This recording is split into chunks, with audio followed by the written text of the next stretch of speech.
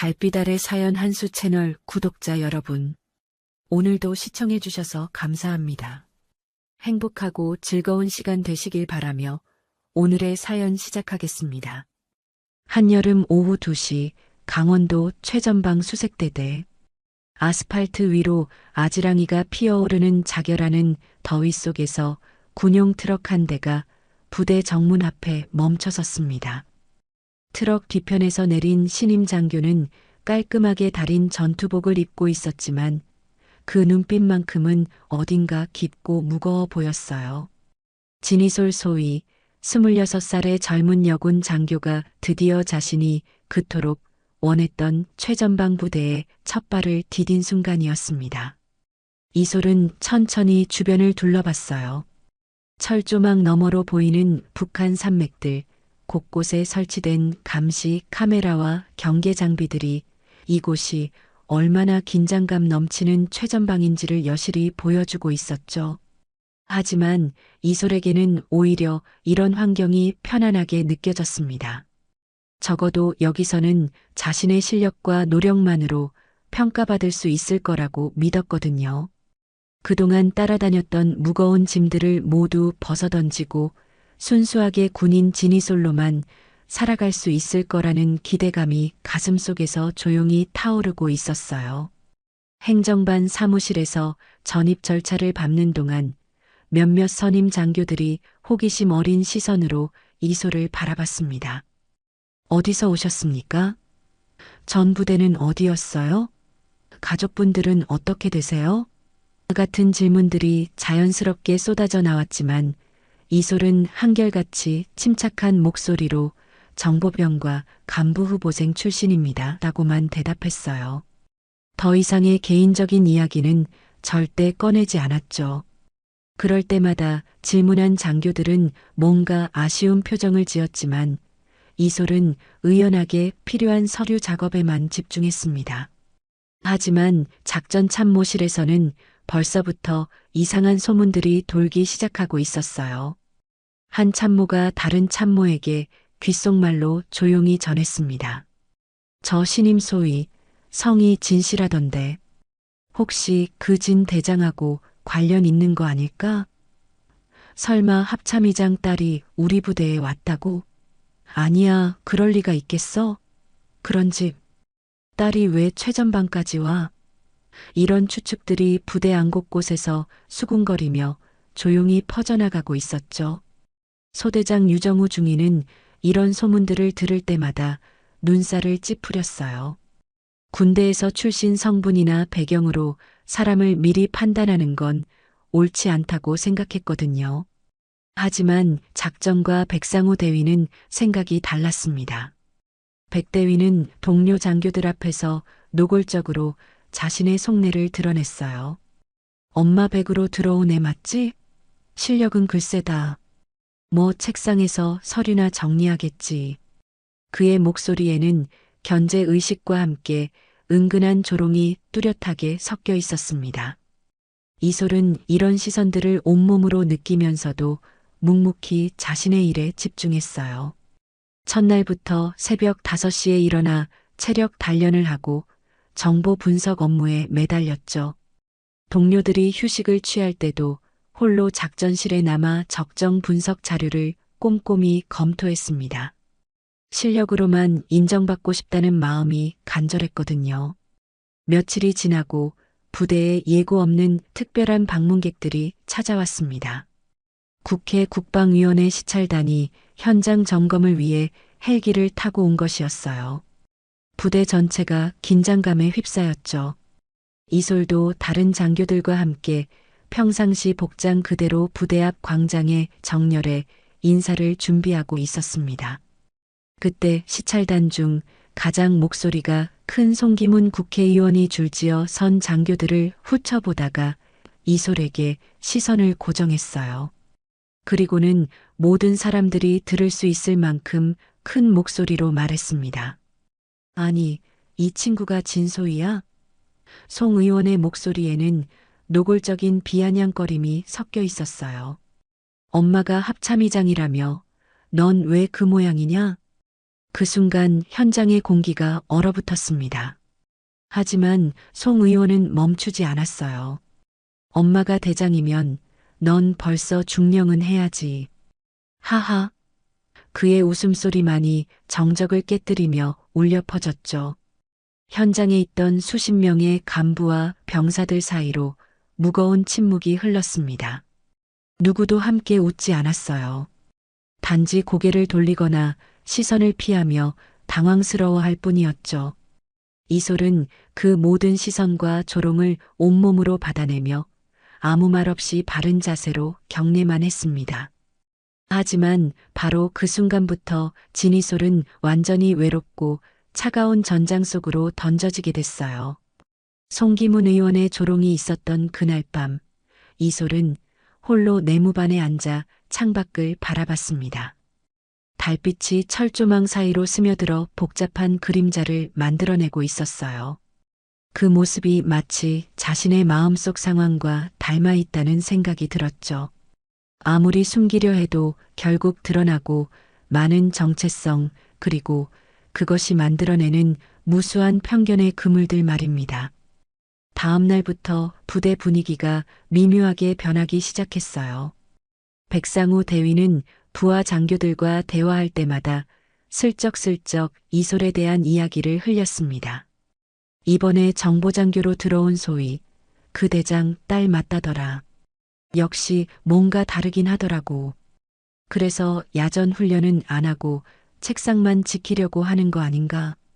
이런 말들이 부대 곳곳으로 퍼져나가면서 이솔을 바라보는 시선들이 점점 더 차가워졌죠. 하지만 이솔은 그런 시선들에 굴복하지 않았습니다. 오히려 더욱 치열하게 자신을 증명하려 했어요.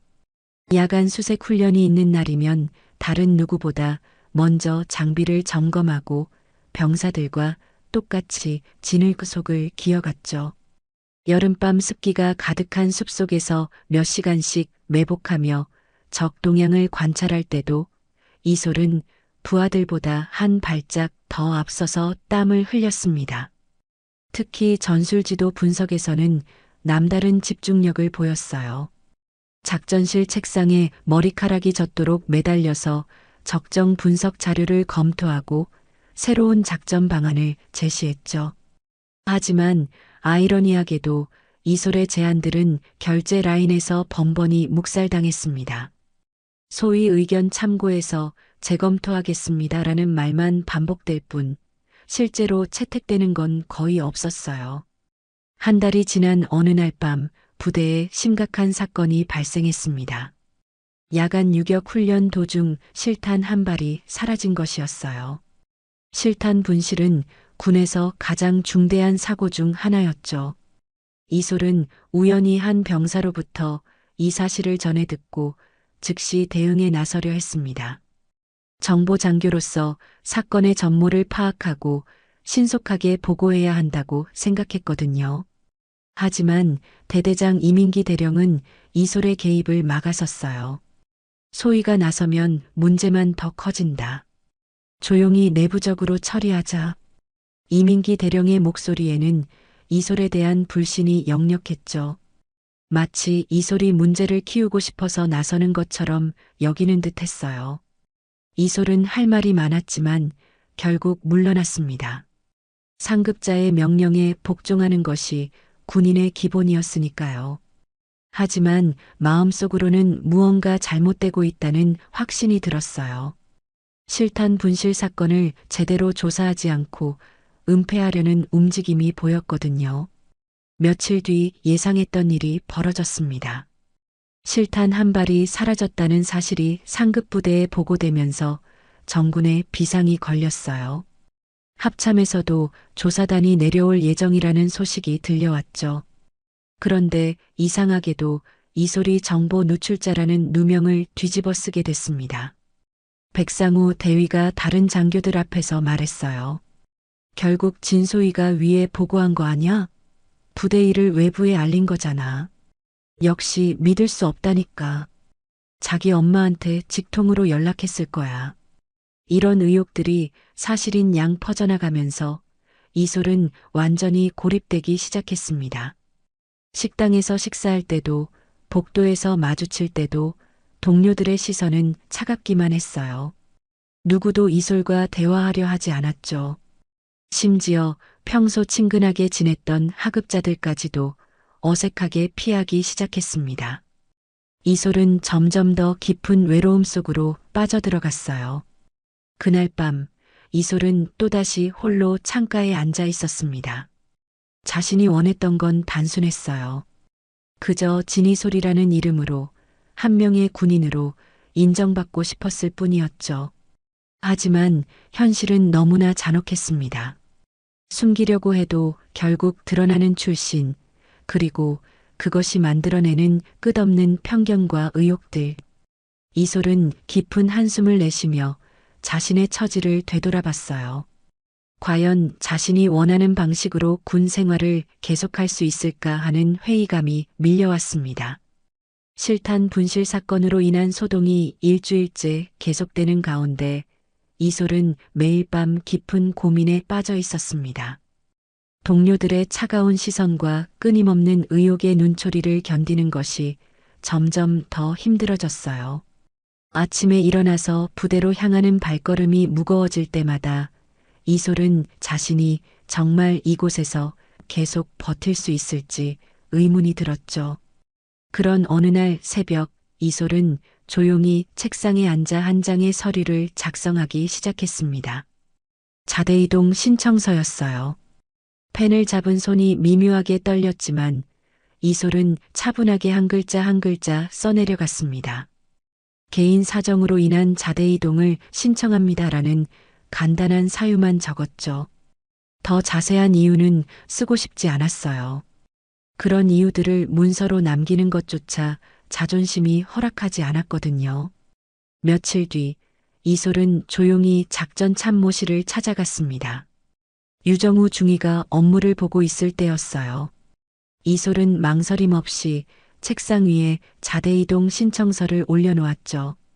유정우는 서류를 보자마자 놀란 표정을 지었습니다. 진소희, 이게 뭡니까? 유정우의 목소리에는 당황스러움이 역력했어요. 왜 갑자기 자대이동을 신청하시는 겁니까? 이솔은 잠시 침묵했다가 담담한 목소리로 대답했습니다. 여기선 제가 누구인지만 보이니까요. 그 말에는 깊은 피로감이 배어 있었어요. 제가 뭘 하는지는 아무도 안 봅니다. 유정우는 더 묻고 싶었지만 이솔의 굳은 표정을 보고는 말을 삼켰어요. 대신 조심스럽게 물었죠. 정말 마음을 정하신 겁니까? 다시 한번 생각해 보시지 않겠어요? 이미 충분히 생각해 봤습니다. 이솔의 대답은 단호했어요. 빠른 처리 부탁드립니다. 하지만 며칠이 지나도 자대이동 승인은 내려오지 않았습니다. 일주일, 2주일이 지나도 마찬가지였어요. 이솔은 궁금해서 유정우에게 진행 상황을 물어봤죠. 유정우는 난처한 표정을 지으며 대답했습니다. 위에서 보류라고 하는데요. 명확한 이유는 말씀해주지 않으시고, 사실 유정우도 상황이 이상하다고 생각했어요. 보통 자대이동 신청은 한 달 안에 결과가 나오는데 이번에는 유독 처리가 늦어지고 있었거든요. 이솔은 그제야 깨달았습니다. 아마도 합참의장인 어머니 진명선이 어떤 개입도 하지 않겠다는 원칙을 철저히 지키고 있는 것 같았어요. 딸의 군 생활에 조금이라도 영향을 미칠 수 있는 일에는 절대 관여하지 않겠다는 뜻이었죠. 오히려 더 엄격한 잣대를 적용하고 있는 것 같았습니다. 그날 밤 이솔은 중요한 결심을 했어요. 더 이상 도망가지 않기로 한 것이었습니다. 자대이동이 안 된다면 여기서 끝까지 자신을 증명해 보겠다고 마음먹었죠. 그동안 억울하게만 느껴졌던 상황들을 오히려 기회로 바꿔보기로 했어요. 이솔은 밤을 새워가며 실탄 분실 사건에 대한 자료를 다시 정리하기 시작했습니다. 사건 발생 당일의 상황, 관련자들의 진술, 그리고 그 이후의 처리 과정까지 모든 것을 꼼꼼히 분석했어요. 정보 장교로서의 전문성을 발휘해 객관적이고 체계적인 보고서를 작성하기로 했죠. 며칠 동안 자료를 수집하고 분석한 결과 이솔은 놀라운 사실을 발견했습니다. 실탄 분실 사건이 단순한 실수가 아니라 의도적인 은폐가 있었을 가능성이 높다는 것이었어요. 특히 백상우 대위와 몇몇 간부들이 초기 대응 과정에서 보인 행동들이 수상했죠. 이솔은 이 모든 내용을 실탄 분실 사건 전개 시나리오 및 대응 방안이라는 제목의 정보 보고서로 정리했습니다. 그리고 이 보고서를 공식 루트를 통해 상급 부대에 제출하기로 했어요. 이것은 곧 부대 내 특정 간부들의 은폐 시도를 공식적으로 문제 삼는 것을 의미했죠. 보고서를 제출하기 전날 밤 이솔은 오랫동안 창밖을 바라봤습니다. 이 결정이 자신에게 어떤 결과를 가져올지 충분히 예상할 수 있었어요. 아마도 더 큰 반발과 고립을 감수해야 할 것이었죠. 하지만 이솔은 더 이상 물러설 곳이 없다고 생각했습니다. 진실을 밝히는 것이 군인으로서 해야 할 올바른 일이라고 확신했어요. 다음 날 아침, 이솔은 깔끔하게 정리된 보고서를 들고 작전 참모실을 찾아갔습니다. 유정우 중위에게 보고서를 건네며 말했어요. 상급 부대 보고용입니다. 공식 루트로 전달 부탁드립니다. 유정우는 보고서 제목을 보자마자 심각한 표정을 지었습니다. 이 보고서가 부대에 어떤 파장을 일으킬지 충분히 예상할 수 있었거든요. 진소희, 정말 이걸로 괜찮으신 겁니까? 이솔은 미소를 지으며 대답했어요. 괜찮습니다. 이게 제가 할 수 있는 최선입니다. 이솔의 보고서가 상급 부대로 전달된 지 사흘이 지난 어느 오후 갑작스럽게 부대 상공의 헬기 소리가 울려 퍼졌습니다. 평소와는 다른 무거운 로터 소리였어요. 모든 장병들이 하늘을 올려다보니 합참 마크가 선명하게 새겨진 대형 헬기가 부대 착륙장으로 접근하고 있었죠. 사전 예고 없는 방문이었습니다. 부대 전체가 순식간에 긴장감에 휩싸였어요. 대대장 이민기 대령은 황급히 각 부서에 비상 연락을 돌렸고 모든 간부들이 허둥지둥 정장으로 갈아입기 시작했죠. 백상우 대위는 얼굴이 새하얗게 질린 채로 자료를 정리하느라 분주했어요. 뭔가 심상치 않은 일이 벌어질 것 같다는 예감이 부대 전체를 감돌았습니다. 헬기에서 내린 사람들을 보고 모든 이들이 숨을 죽였어요. 맨 앞에 선 인물은 바로 진명선 합참의장이었습니다. 쓰리스타 계급장이 햇빛에 반짝이며 그녀의 무표정한 얼굴이 더욱 위험 있게 보였죠. 뒤따라 합동참모본부 직속 현장 점검단 요원들이 줄지어 내렸습니다. 진명선은 부대 정문을 지나면서도 표정 하나 바꾸지 않았어요. 수십 년간 군 생활을 해온 그녀에게는 이런 상황이 낯설지 않았죠. 하지만 이번에는 특별한 의미가 있었습니다. 자신의 딸이 근무하는 부대를 공식적으로 점검하러 온 것이었거든요. 유정우 중위는 다른 장교들과 함께 정렬해 있으면서도 계속 이솔을 의식했어요. 혹시 이솔이 어떤 반응을 보일지 궁금했거든요. 하지만 이솔은 다른 장교들과 똑같이 바른 자세로 서 있을 뿐이었습니다.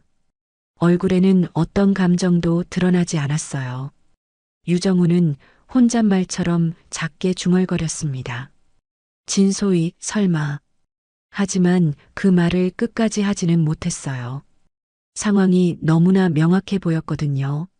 한편 송기문 국회의원은 급히 연락을 받고 다시 헬기를 타고 부대로 향하고 있었습니다. 며칠 전 자신이 한 말들이 문제가 될 수도 있다는 생각에 불안해하고 있었어요. 함께 온 국방위 관계자들도 심각한 표정이었죠. 부대 회의실에서 진행된 브리핑은 예상보다 조용했습니다. 진명선은 먼저 부대 운영 현황에 대한 보고를 받았어요. 이민기 대령이 떨리는 목소리로 부대 상황을 설명했지만 진명선의 표정은 여전히 무덤덤했죠. 그 다음이 핵심이었습니다. 진명선이 차분한 목소리로 말했어요.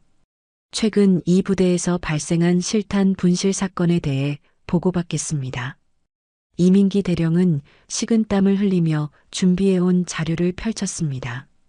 그것은 단순한 관리 소홀로 인한 사고였습니다. 이미 내부적으로 처리가 완료된 상황입니다. 하지만 진명선은 다른 자료를 꺼냈어요. 저희가 받은 정보 보고서와는 내용이 다른 것 같은데요.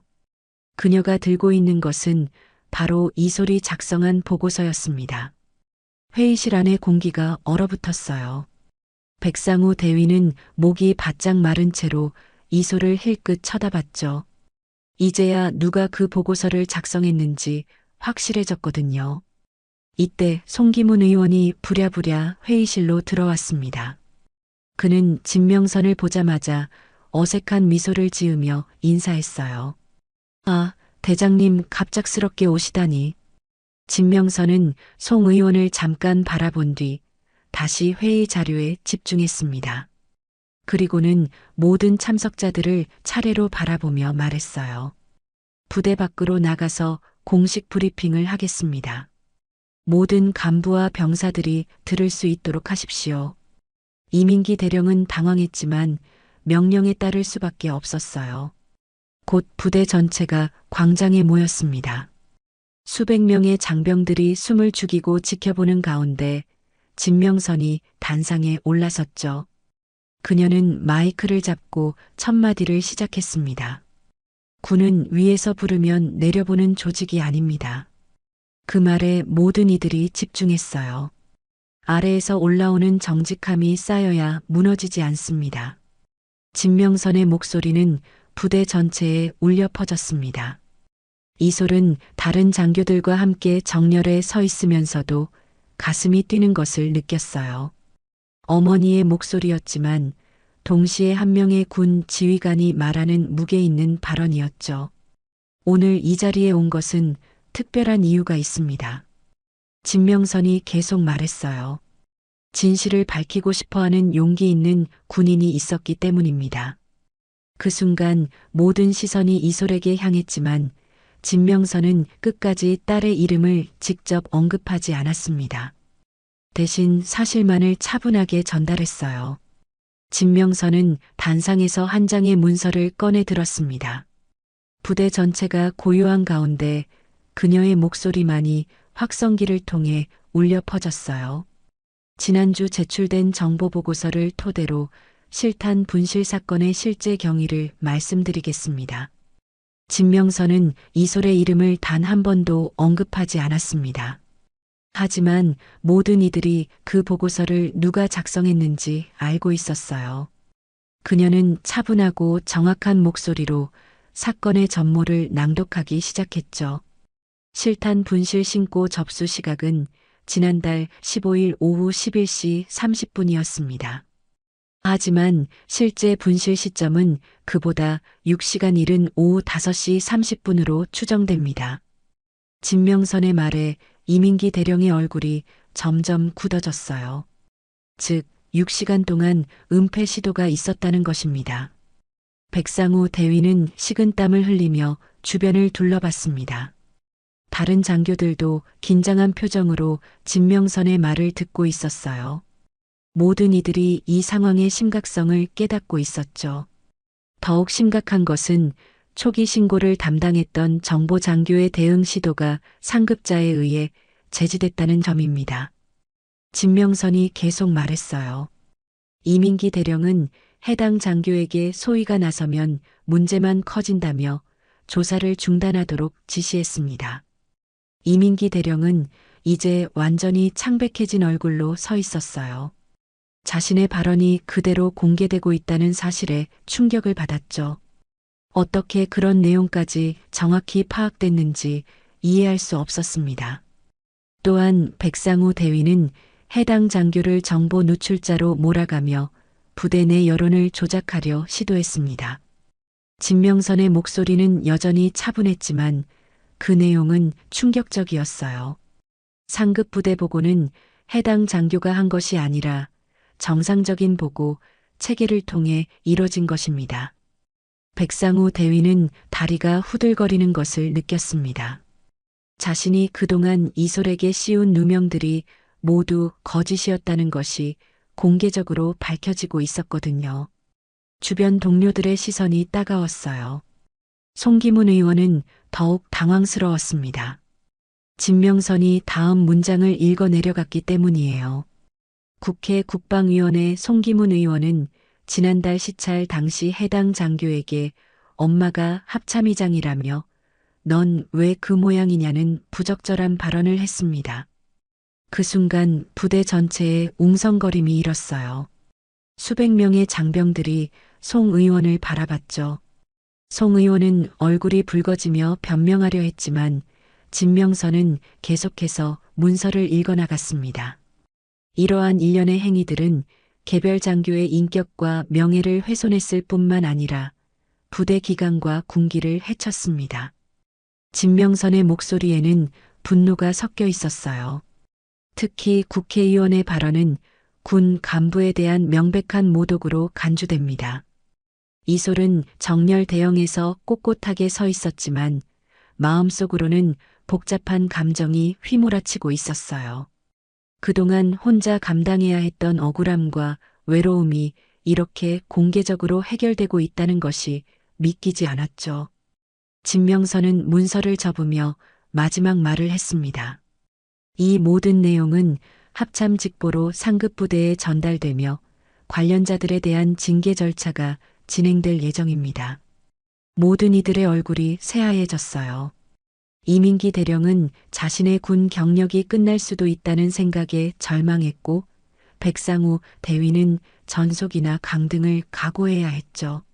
송기문 의원은 이 일이 언론에 알려질 경우의 파장을 생각하며 식은땀을 흘렸습니다. 그때 진명선이 이솔을 향해 말했어요. 해당 장교는 정렬에서 한 발 앞으로 나오십시오. 이솔은 망설임 없이 한 발 앞으로 나섰습니다. 수백 명의 시선이 집중되는 가운데 이솔은 바른 자세로 서 있었어요. 진명선은 딸을 바라보며 말했습니다. 정보장교로서 정확한 상황 파악과 신속한 보고를 통해 부대 기강 확립에 기여했습니다. 그녀의 목소리에는 자부심이 담겨 있었어요. 이는 모든 군 간부가 본받아야 할 모범적인 행동입니다. 이솔은 경례를 하며 대답했습니다. 그 누구의 딸로서가 아니라 군에서 나를 증명하고 싶었습니다. 그 말이 확성기를 통해 부대 전체에 울려 퍼지자 모든 장병들 사이에서 작은 박수가 터져나왔어요. 처음에는 몇 명에서 시작된 박수가 점점 커져서 결국 부대 전체의 박수로 이어졌죠. 그 순간 이솔의 눈에는 뜨거운 것이 맺혔지만 끝까지 자세를 흐트리지 않았습니다. 진명선 합참의장과 점검단이 헬기를 타고 떠난 후 부대는 묘한 정적에 휩싸였습니다. 모든 장병들이 각자의 자리로 돌아갔지만 아직도 방금 전 일어난 일들이 현실처럼 느껴지지 않았어요.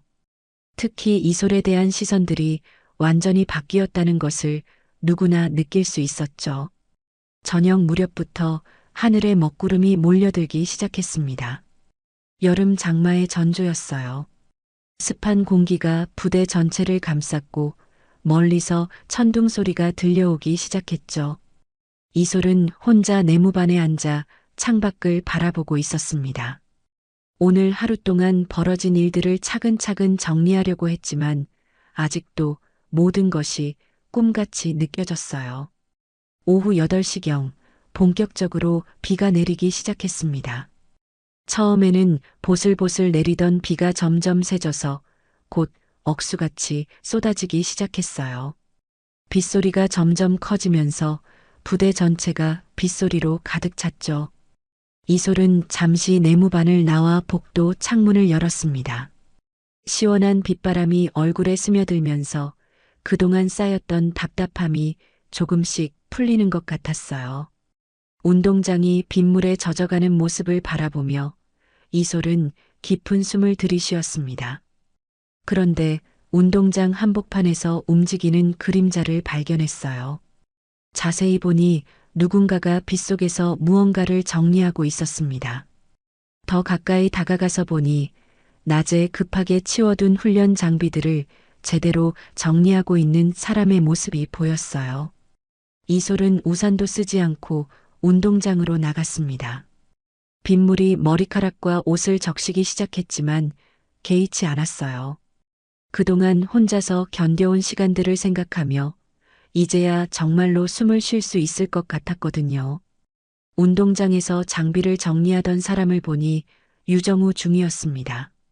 그는 이솔을 보자마자 놀란 표정을 지었어요.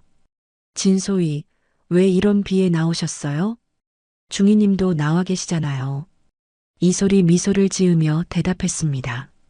같이 정리하죠. 둘은 말없이 함께 장비들을 정리하기 시작했어요. 빗속에서 무거운 표적판을 옮기고 흩어진 로프들을 모아서 창고로 옮겼죠. 옷은 완전히 젖었지만 이상하게도 마음은 한결 가벼워졌습니다. 한참 후 모든 정리가 끝나고 둘은 창고 처마 밑에서 비를 피하며 숨을 돌렸어요. 유정우는 망설이다가 조심스럽게 입을 열었습니다. 진소희, 그동안 정말 죄송했습니다. 그의 목소리에는 진심 어린 후회가 담겨 있었어요. 제가 더 적극적으로 나서서 도와드렸어야 했는데. 이솔은 고개를 저었습니다. 중이님 잘못이 아니에요. 저도 처음엔 정체를 숨기고 싶어서 거리를 뒀으니까요.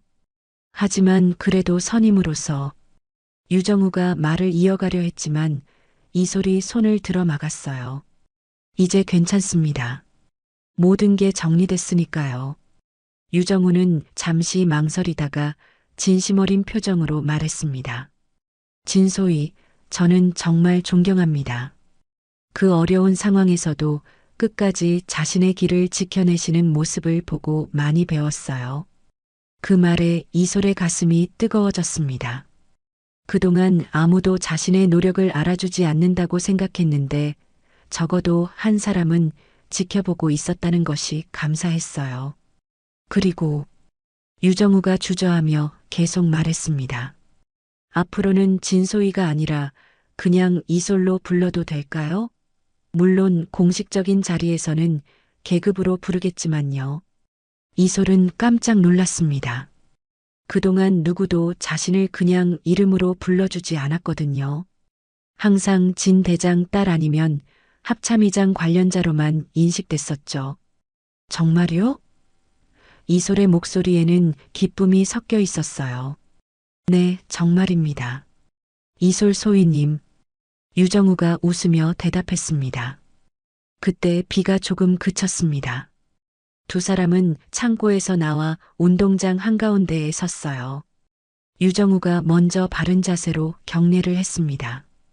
이솔 소위님, 앞으로 잘 부탁드립니다. 이솔도 정중하게 경례로 답했습니다. 저도 잘 부탁드립니다, 중위님. 경례가 끝나고 나서야 이솔의 눈에 눈물이 고이기 시작했어요. 그동안 혼자서 참아왔던 모든 감정들이 한꺼번에 올라왔죠. 외로움, 억울함, 그리고 이제야 느끼는 안도감까지. 하지만 그 눈물은 슬픔의 눈물이 아니었습니다. 드디어 자신을 인정해주는 사람을 만났다는 기쁨의 눈물이었어요. 빗물과 눈물이 섞여 얼굴을 적시는 가운데 이솔은 처음으로 이 부대에서 진정한 동료를 얻었다는 생각이 들었습니다. 더 이상 혼자가 아니라는 것, 그것만으로도 충분히 견딜 수 있을 것 같았어요. 수색대대에서의 일이 있은 지 일주일 후 국회 국방위원회는 긴급히 청문회를 소집했습니다. 진명선 합참의장의 현장 점검과 그 과정에서 드러난 송기문 의원의 부적절한 발언이 언론에 알려지면서 정치권이 술렁이기 시작했거든요. 야당에서는 이를 기회로 삼아 진명선을 압박하려 했고 여당에서는 송기문 의원을 감싸려고 했죠. 청문회가 열리는 국회 국방위원회 회의실은 이른 아침부터 기자들과 방청객들로 가득 찼습니다. 생중계를 위한 카메라들이 설치됐고 각 언론사 기자들이 분주하게 준비를 하고 있었어요. 이 청문회의 결과가 앞으로 군과 정치권의 관계에 큰 영향을 미칠 것이라는 예상 때문이었죠. 오전 10시 정각, 진명선이 청문회장에 입장했습니다. 그녀는 평소와 다름없이 단정한 군복을 입고 있었고 표정도 여전히 침착했어요. 하지만 회의실 안의 분위기는 팽팽했습니다. 야당 의원들은 준비해온 질문지를 점검하고 있었고 여당 의원들은 어떻게 상황을 수습할지 고민하고 있었죠. 위원장의 개회 선언과 함께 청문회가 시작됐습니다. 처음에는 형식적인 인사와 절차 설명이 이어졌지만 곧 본격적인 질의응답이 시작됐어요.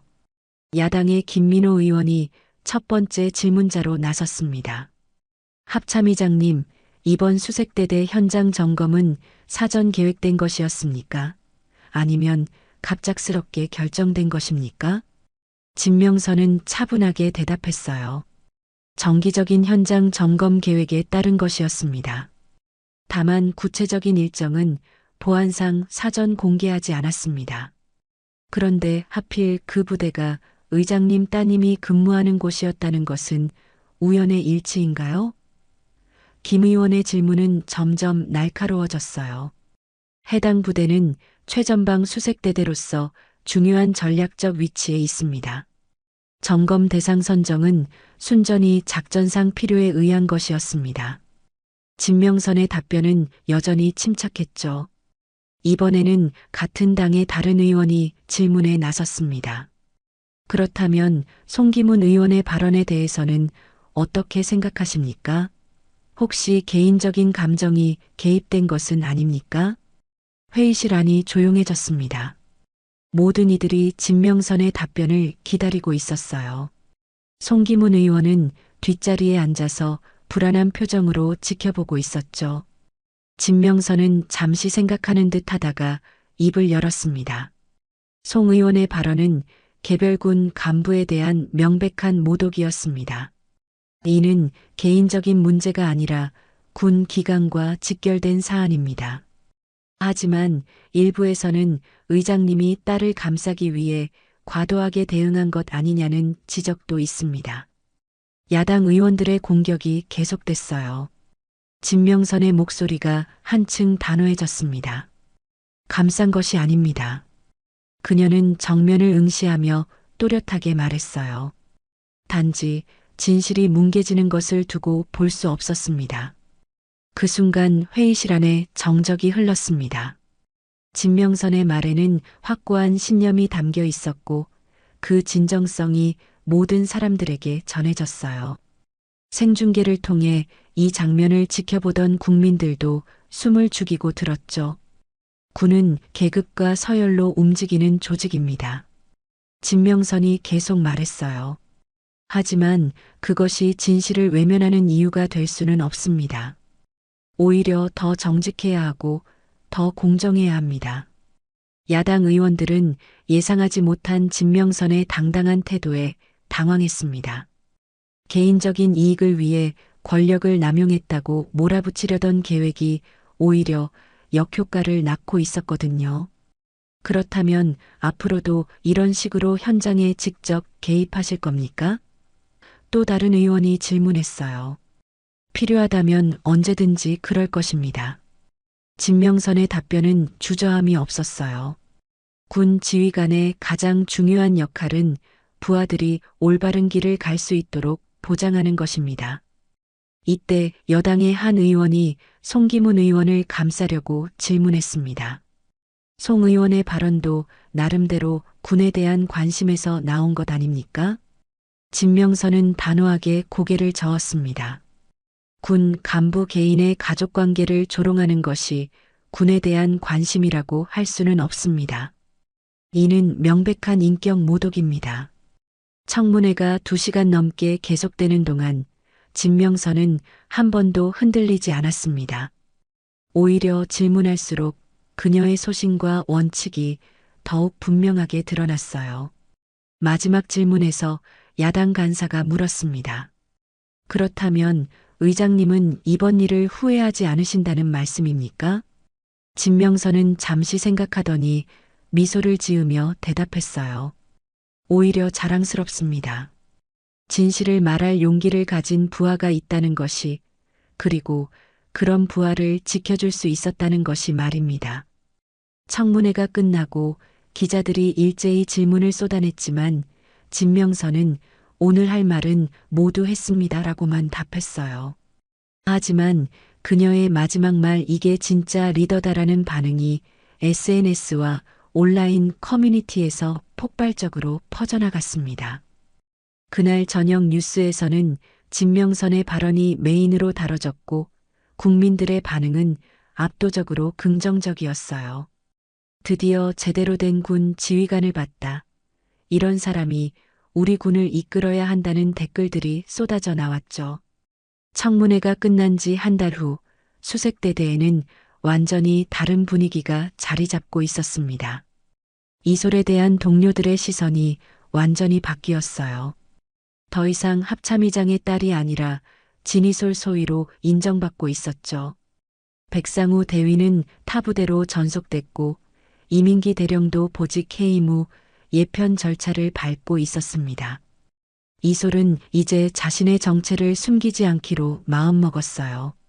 그동안 무겁게 짓눌렀던 비밀의 무게를 벗어던지고 당당하게 자신의 이름으로 살아가고 싶었거든요. 더 이상 도망가거나 숨을 필요가 없다는 것을 스스로 증명했으니까요. 가을이 깊어가는 10월 어느 날 이솔에게 중요한 선택의 순간이 찾아왔습니다. 장기 복무 전환 심사를 신청할 시기가 된 것이었어요. 단기 복무를 마치고 전역하거나 아니면 계속해서 군에 남아 직업군인의 길을 걸을 것인지 결정해야 했죠. 이솔은 고민하지 않았습니다. 이미 마음은 정해져 있었어요. 그동안의 모든 시련을 겪으면서 오히려 군인으로서의 소명을 더욱 확실하게 느꼈거든요. 진실을 지키고 올바른 길을 걷는 군인이 되고 싶다는 꿈이 더욱 단단해졌죠. 장기 복무 전환 심사 서류를 작성하는 날, 이솔은 특별한 기분이었어요. 지원 동기를 적는 란에서 펜을 잠시 멈췄다가 진심을 담아 써내려갔습니다. 진실과 정의를 지키는 군인이 되고 싶습니다. 계급이나 배경이 아닌 실력과 인품으로 인정받는 장교가 되겠습니다. 가장 중요한 것은 서명란이었어요. 이솔은 망설임 없이 또박또박 자신의 본명을 적었습니다. 진이솔. 더 이상 숨기거나 부끄러워할 이름이 아니었죠. 오히려 자랑스러운 이름이었어요. 서류를 제출하러 가는 길에 유정우 중위를 만났습니다. 그는 이솔의 손에 든 서류를 보고 웃으며 물었어요. 드디어 장기 복무 신청하시는군요. 그런데 이제 다들 이솔님이 진 대장님 따님이라는 거 알 텐데 괜찮으신가요? 이솔은 환하게 웃으며 대답했습니다. 이제 숨길 이유가 없죠. 제가 먼저 증명했으니까요. 그렇긴 하죠. 이제 누구도 이솔님을 실력 아닌 다른 걸로 평가하지 않을 거예요. 유정우의 말에는 진심 어린 존경이 담겨 있었어요. 행정반에서 서류를 제출할 때 담당 부사관이 서류를 보더니 놀란 표정을 지었습니다. 소위님 성함이 진이솔이시군요. 그럼 혹시... 네, 맞습니다. 이솔이 당당하게 대답했어요. 진명선 합참의장이 제 어머니입니다. 부사관은 잠시 당황했지만 곧 정중하게 인사했습니다. 아, 그러시군요. 서류 잘 접수하겠습니다. 그 순간 이솔은 뭔가 무거운 짐을 완전히 내려놓은 기분이었어요. 더 이상 자신의 정체성을 숨기거나 부담스러워하지 않아도 된다는 해방감이 밀려왔죠. 며칠 후 부대에서 작은 모임이 있었습니다. 새로 부임한 대대장이 간부들과의 친목 시간을 갖자고 제안한 것이었어요. 이솔도 다른 장교들과 함께 참석했죠. 모임 중간에 한 선임 장교가 농담조로 말했습니다. 이솔 소위, 이제 신분이 공개됐으니 특별 대우라도 받으시는 거 아니에요? 이솔은 웃으며 고개를 저었어요. 오히려 더 열심히 해야죠. 이제 정말로 실력으로만 평가받을 테니까요. 새로 부임한 김태성 대대장이 이솔을 바라보며 말했습니다. 진소희, 그동안의 일들을 보니 정말 대단하더군요. 앞으로도 그런 용기와 소신을 잃지 마세요. 감사합니다. 최선을 다하겠습니다. 이솔의 대답은 확신에 차 있었어요. 그날 밤 이솔은 어머니에게 문자를 보냈습니다. 어머니, 장기 복무 신청했어요.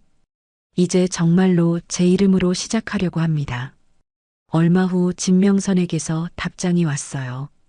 자랑스럽다. 앞으로도 올바른 길을 걸어라. 사랑한다. 이솔은 그 문자를 보며 눈물이 났습니다. 하지만 이번에는 기쁨의 눈물이었어요. 드디어 자신이 원하는 방식으로 자신의 이름으로 당당하게 살아갈 수 있게 됐다는 감동 때문이었죠. 겨울이 시작되는 12월 장기 복무 전환 심사 결과가 발표됐습니다. 이솔은 당연히 합격했어요. 이제 정말로 직업군인으로서의 새로운 시작이었죠. 합격 발표가 난 날 저녁 유정우가 축하한다며 말했습니다. 이솔님, 앞으로 몇십 년간 함께 군 생활하게 되겠네요. 잘 부탁드립니다. 저도 잘 부탁드려요. 정말 좋은 동료를 만났다고 생각해요. 이솔의 미소는 진심이었습니다. 그날 밤 이솔은 다시 한번 창밖을 바라봤어요.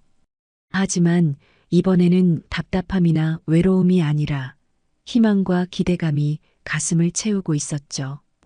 드디어 진이솔이라는 이름으로 당당하게 자신만의 길을 걸어갈 수 있게 됐으니까요. 이제 시작이야. 이솔이 혼잣말로 중얼거렸습니다.